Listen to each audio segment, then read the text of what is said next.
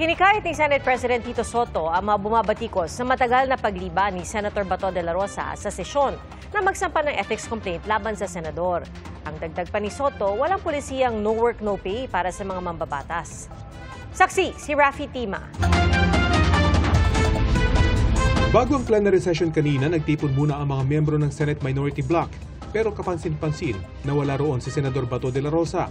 Simula noong sinabi ni Ombudsman Jesus Crispin Remulla na may arrest warrant na ang International Criminal Court o ICC laban sa senador, hindi na pumasok si de la Rosa.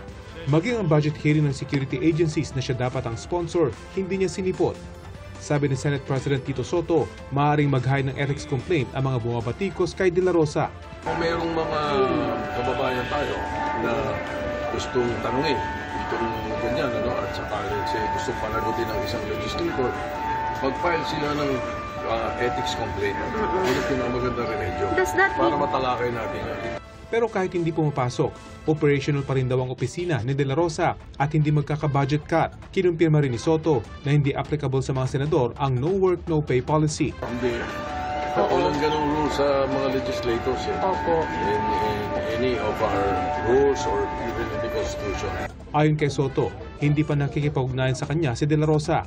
Si Senador Ping Lacson, nakausap daw sa kanilang group chat si de la Rosa 2 linggo na ang nakakaraan. Nagbiro pa nga raw si de la Rosa na ibibreak niya ang record ni Lacson.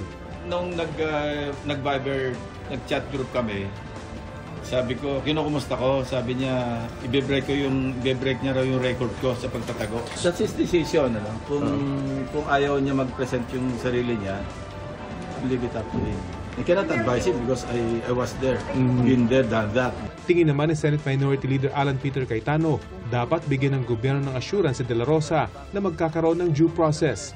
Personal kong pananaw, hindi pa namin pinag-uusapan ng buong minority. Yung gobyerno dapat i-assure si Senator Bato na mayroong proseso. Diba? Kasi kung sasabihin anytime pwede kang damputin at dalhin sa ibang bansa, hindi ko sinasabing option sa lahat yun na huwag magpakita. But when your life or liberty is threatened, you really think of options. So yun yung option niya. Nauna nang hiniling ng kapo ni de la Rosa sa Korte Suprema na mag-issue ng temporary restraining order para pigilan ang arrest warrant sa kanya ng ICC. Pero ang Office of the Solicitor General hiniling sa Korte Suprema na tanggihan ito.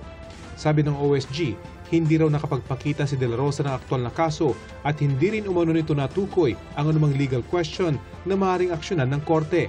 Hypothetical lamang daw ang issue at inuunahan lamang daw nito ang gobyerno para hindi siya maaresto.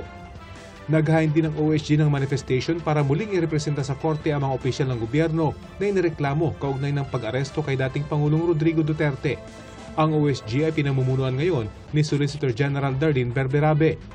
Sa ilalim noon ni dating Solicitor General Minardo Guevara, tinanggihan ng OSG na maging abogado ng mga opisyal ng gobyerno sa paniwalang walang jurisdiksyon ng ICC sa Pilipinas. Sa isang pahayag, sinabi ng abogado ni Duterte at de la Rosa na hindi dapat pabago-bago ang posisyon ng OSG, depende sa anyay political weather. Para sa GMA Integrated News, ako si Rafi Tima, ang inyong saksi.